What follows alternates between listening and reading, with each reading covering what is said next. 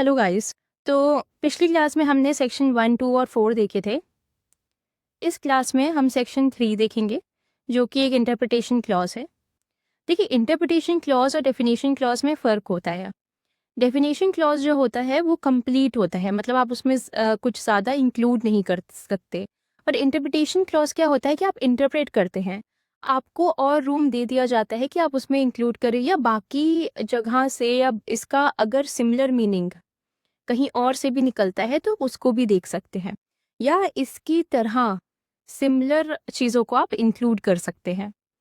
तो अब हम सबसे पहले रजिस्टर्ड की डेफिनेशन समझते हैं। रजिस्टर्ड क्या होता है? Registered means registered in any part of the territory to which the act extends under the law for the time being in force regulating the registration of documents. ना ये definition दो चीज़ बताती है। First is it is registered in the area territory where TPA extends. अगर TPA किसी एरिया में एप्लीकेबल नहीं है तो कोई भी ट्रांजैक्शन का रजिस्ट्रेशन भी वहाँ एप्लीकेबल नहीं है। सपोज टीपीए बॉम्बे में एप्लीकेबल नहीं है, तो क्या हम रजिस्ट्रेशन करके टीपीए के अंडर सेल करवा सकते हैं? नहीं। सेकेंड है and registered under the law that regulate registration, that is Indian registration act. इसको अगर हम समराइज करें तो it must be registered under the Indian registration act in the area or territory where TPA is applicable.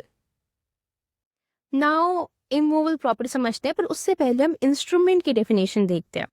Instrument क्या होता है? देखिए, instrument मतलब होता है नॉन टेस्टामेंट्री इंस्ट्रूमेंट।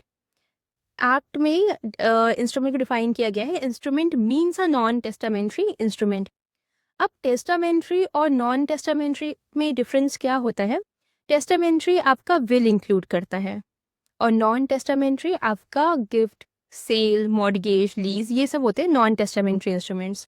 नाउ, क्या टीपीए में विल कवर होता है? तो टीपीए में विल कवर नहीं होता है, because will comes under the subject of operation of law, और operation of law TPA cover नहीं करता है। So only non testamentary instruments are covered under TPA. Non testamentary instruments like sale, gift, lease, mortgage etcetera. Up as per the definition given under TPA Act, it says immovable property does not include standing timber, growing crops और grass. अब देखिए, immovable property को act में इतना ही समझाया गया है, लेकिन इसको डिफाइन दो डिफरेंट एक्ट में किया गया है। पहला तो है आपका general clauses act and second is आपका इंडियन रजिस्ट्रेशन एक्ट। अब एक एक करके समझते हैं दोनों डेफिनेशन को। देखिए, as per TPA, immovable property does not include growing crops, standing timber and grass. As per general clauses act section 3 clause 26, immovable property shall include land, benefit arising out of land and things attached to earth or permanently fastened to anything attached to the earth. Of the Registration Act 1908, under Section 26 of the Registration Act, immovable property includes land, building, hereditary allowances, right to way, lights, ferries, fisheries, and any benefits arising out of land, as well as things attached to the earth or permanently fastened to anything attached to the earth. It explicitly excludes standing timber, growing crops and grass. So, अगर हम देखें तो Indian registration act की definition एक exhaustive definition है, complete है, because apart from buildings, hereditary allowance, right to ways, light, fisheries, ferries, बाकी सब रजिस्ट्रेशन एक्ट में TPA and general clauses act से लिया गया है। अब देखिए, लैंड जो होता है वो लेयर्स में होता है। एक होता है अपर लैंड, फिर क्रस्ट, मेंटल एंड कोर। अब अगर देखा जाए तो इसमें इमूवेबल प्रॉपर्टी क्या है? तो देखिए, सब है। इमूवेबल प्रॉपर्टी अपर लैंड भी है, क्रस्ट भी है, मेंटल भी है और कोर भी है, सब कुछ इमूवेबल है। ना, आप सपोज करिए कि लैंड है और उसमें आपको कोयला मिल जाता है या मिनरल्स है, तो क्या ये भी इमूवेबल प्रॉपर्टी कहलाएंगे? तो द आंसर इज यस, क्योंकि ये भी पार्ट ऑफ लैंड है, सो इमूवेबल है।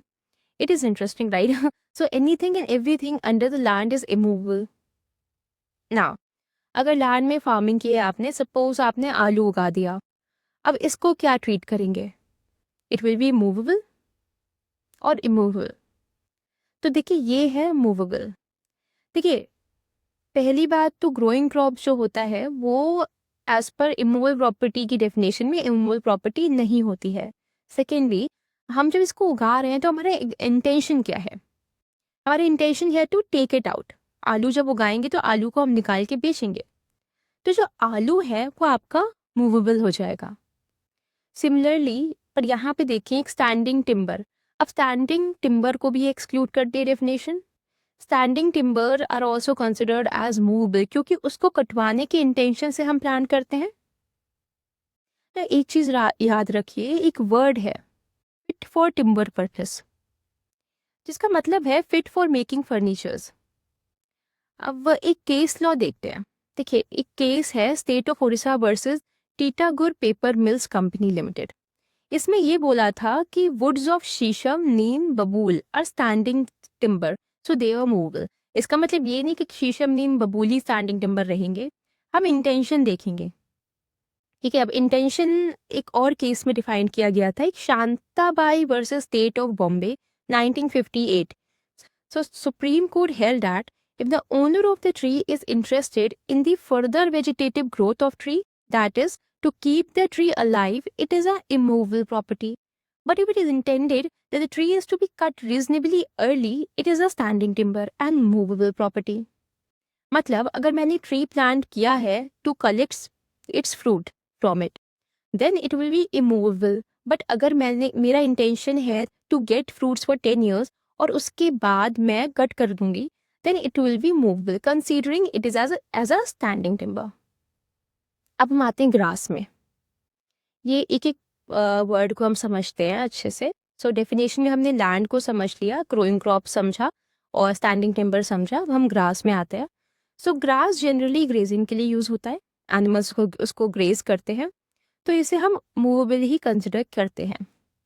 तो देखिए कोल मिनरल जब तक they are under the earth they are immovable, but as soon as उनको बाहर निकाल लिया गया they are treated as movable. तो अगर हम बात करें कोल और मिनरल्स की जो अंदर हमको मिलते हैं धरती के अंदर, वो जब तक धरती में है तब तक तो वो इमूवेबल है। जैसे ही हम इनको बाहर निकाल के बेचना शुरू कर देंगे वो मूवेबल की कैटेगरी में आ जाएंगे। Now suppose there is a land और उसमें एक गड्ढा है, एक पिट है और उसमें पानी इकट्ठा हो गया है। मान लीजिए बरसात का पानी है, तो क्या ये पानी मूवेबल है या immovable? It is considered as immovable property because ये जो पानी इकट्ठा हुआ है वो अब पार्ट ऑफ अर्थ है। सिमिलरली रिवर भी जो आपकी सरफेस पे अर्थ के सरफेस में मूव कर रही है, जो लैंड में रिवर मूव कर रही है, ये क्या है? ये भी इमूवेबल है बिकॉज ये भी अर्थ का ही पार्ट है। Now similarly soil on earth, ये क्या होगा? ये भी इमूवेबल प्रॉपर्टी कहलाई जाती है, बीइंग पार्ट ऑफ अर्थ। अब आप देखो क्या क्या इमूवेबल है। The earth, everything under the earth, everything on the surface of the earth. ना एक और चीज है, हमारे अर्थ के सरफेस या एटमॉस्फेयर में बहुत सारी लेयर्स है। एयर की लेयर है जैसे ट्रोपोस्फेयर, स्ट्रेटोस्फेयर, मेसोस्फेयर एक्सेट्रा। तो ये क्या है? ये एयर किस में कंसिडर होगी, मूवेबल और immovable? It will also be immovable. Air और एटमॉस्फेरिक लेयर सब इमूवेबल है क्योंकि ये सब अर्थ का पार्ट है और इनको लैंड में कंसिडर किया जाता है। अब हम आते हैं बिल्डिंग्स में। देखिए वर्ड बिल्डिंग क्या क्या इंक्लूड करता है? हम जो आसपास का जितना भी इंफ्रास्ट्रक्चर देखते हैं, आप हाउस देखते हैं, स्कूल देखते हैं, ऑफिस देखते हैं, ये सब बिल्डिंग है और ये सब इमूवेबल है। अब ये वर्ड इंपॉर्टेंट है। देखिए what is benefit arising out of land. Suppose एक लैंड है और मैंने इस लैंड को लीज में दे दिया और मुझे उसका रेंट हर महीने मिल रहा है, तो वो होता है benefit arising out of land और वो इमूवेबल में कंसिडर है। नाउ लाइट, अब ये बल्ब वाले लाइट की बात नहीं हो रही है, ये नेचुरल लाइट, सनलाइट की बात है। ये सब सरफेस ऑफ अर्थ में इंक्लूड होते हैं, so they are part of land, so it is a immovable property. Now see, एक टर्म है प्रॉफिट ए पेंड्रे। ये वर्ड यूज होता है for benefits arising out of land. जैसे अगर एक इंसान ने फॉरेस्ट, रिवर किसी को सेल किया, अब ये किस में आएगा? इमूवेबल प्रॉपर्टी में आएगा क्योंकि this is benefit arising out of land and this profit a prendre it is. Other examples देखते हैं जैसे right to collect rent, right to collect dues for organising a fair on another's land, a debt secured by mortgage. Because suppose मैंने loan लेकर अपना मकान गिरवी दिया और अब जो डेट है, तो ये डेट हम मनी की बात नहीं कर रहे हैं, it's the right to pay back the debt is immovable. वो जो अमाउंट है, डेट अमाउंट है, वो इमूवेबल नहीं है, that is movable, but the right to pay back the debt is immovable. Reversion in property lease means right to receive back the property after expiration of lease. Hindu widows life interest of the income of husband's property, मतलब deceased husband की property में wife का right. And life interest क्या होता है? See after father dies property goes to son. अब जो property है उसमें वाइफ का भी इंटरेस्ट है, दैट इज लाइफ इंटरेस्ट, कि जब तक वो जिंदा है उसकी देखभाल उसका बेटा करेगा out of the property of her deceased husband. अब देखते हैं हेरिडिटरी अलाउंसेस। ये ऐसा राइट है जो जनरेशन से मिल रहा है। For example right to worship in a particular temple, और ये वर्शिप करने का right generation to generation from hereditary pass हो रहा है। और ये राइट लैंड से लिंक्ड होता है, जिसका ओनरशिप इनिशियली किसी के पास था और उसकी डेथ हो गई, फिर उसके बच्चों को ये राइट ट्रांसफर हो गया एंड देयर आफ्टर उनके बच्चों को। इसको भी हम इमूवेबल प्रॉपर्टी में क्लासीफाई करेंगे। Similarly right to fishing is an immovable property. अब एक केस है Shantabai versus state of Bombay 1958 supreme court ने ये बोला था कि the right to collect lac. अब लाख क्या होता है? लाख एक स्टिकी सब्सटेंस होता है जो आपको वुड से मिलता है। तो the right to collect lac is a immovable property. तो चलिए अब हम अटैच टू द अर्थ की डेफिनेशन देखते हैं। इसको हम लोग डॉक्ट्रिन ऑफ फिक्सचर्स भी कहते हैं, मतलब something fix to the earth. अब अटैच टू अर्थ तीन चीज इंक्लूड करता है। पहला होता है रूटेड इन अर्थ, मतलब anything rooted in earth like shrubs, trees, और कोई भी चीज रूटेड है तो उसे अटैच टू अर्थ मानेंगे और वो लैंड का पार्ट बन जाएगा और इमूवेबल प्रॉपर्टी की कैटेगरी में क्लासीफाई होगा। सिमिलरली एम्बेडेड इन अर्थ, इसका मतलब है स्ट्रांगली किसी को लैंड के अंदर गाड़ देना। जैसे घर की नींव होती है, नींव रखते हैं तो एक बड़ा सा गड्ढा बनाते हैं और उसमें हम पिलर स्ट्रांगली इंसर्ट करते हैं, उसे कहते हैं एम्बेड करना। और तीसरी चीज है attach to what is so embedded for the permanent beneficial enjoyment of that to which is it is attached। अब देखिए what is so embedded, suppose building is embedded, क्या embedded? what is so embedded is building is embedded। next आता है attached to what is so embedded। तो building में हम क्या attach कर देते हैं? Door, Windows, fan. अब ये सब क्या है? इमूवेबल है। बट सपोज हम एक टीवी अटैच करते हैं वॉल में, तो क्या वो भी इमूवेबल होगा? तो देखिए टीवी जो होता है ना वो टेम्पररी यूज के लिए होता है, और fan, windows, doors are attach for permanent use. तो इधर भी इंटेंशन देखना है कि क्यों अटैच कर रहे हैं। अब permanent beneficial enjoyment of which property, देखिए इसमें हम क्या कह रहे हैं कि for permanent beneficial enjoyment of the property. तो दो चीज आती हैं, जो अटैच किया जा रहा है मतलब डोर परमानेंट एंजॉय करने के लिए है, या जिसमें ये अटैच किया जा रहा है घर परमानेंट एंजॉय करने के लिए है।